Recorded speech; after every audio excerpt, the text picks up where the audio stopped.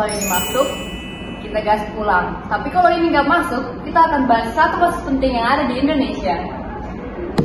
Ya, nggak masuk.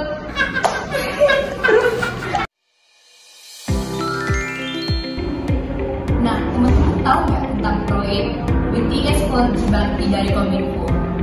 Proyek ini sebenarnya niatnya bagus banget loh, tapi sayangnya malah jadi kasus besar.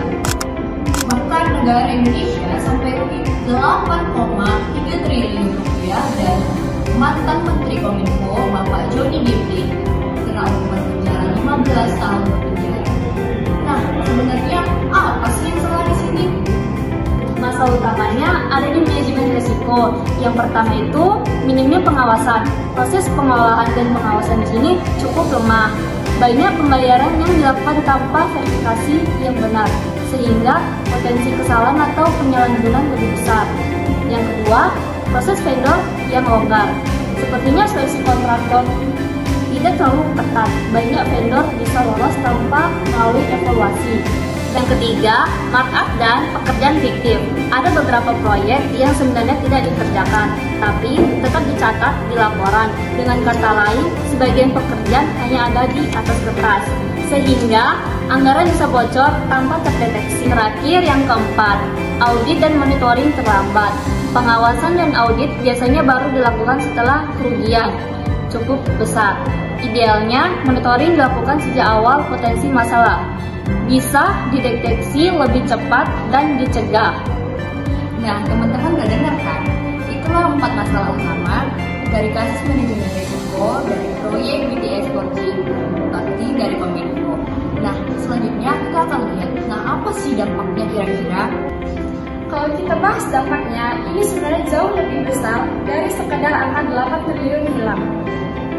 Uang sebanyak itu bisa dipakai untuk ribuan sekolah, rumah sakit, atau jalan baru.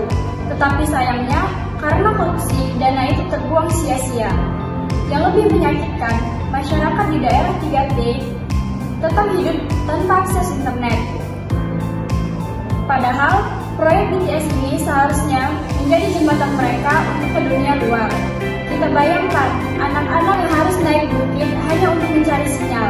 Padahal, pemerintah sudah keluarkan triliunan rupiah. Dampak lain yang terasa adalah kepercayaan publik. Banyak orang berpikir, apakah uang pajak yang kita bayar benar-benar untuk rakyat atau justru untuk korupsi? Ini membuat citra pemerintah semakin menurun. Dan terakhir, ada efek domino. Karena kasus ini, proyek-proyek lain bisa ikut terhambat. Prosedurnya makin ketat, birokrasinya makin panjang, yang akhirnya memperlambat pembangunan. Jadi, dampaknya bukan cuma uang. Ini soal keadilan, hak rakyat, dan masa depan generasi muda kita. Bagaimana sih mencegah hal ini? Ada beberapa langkah penting. Yang pertama, gunakan e-procurement berbasis digital dengan bukti real time. Yang kedua, terapkan 3 lines defense operational, manajemen risiko dan audit independen. Yang ketiga, seleksi ketat vendor dengan due diligence dan bank garansi. Yang keempat, lindungi whistleblower agar berani lapor. Dan yang kelima, lakukan post implementation review agar proyek benar-benar berjalan. Nah, teman-teman, jadi begitulah kasus yang kami angkat, yaitu kasus korupsi BTS 4G Bakti dari Kominfo. Kami dari kelompok 6 mengucapkan terima kasih telah menonton video kami. Sampai jumpa.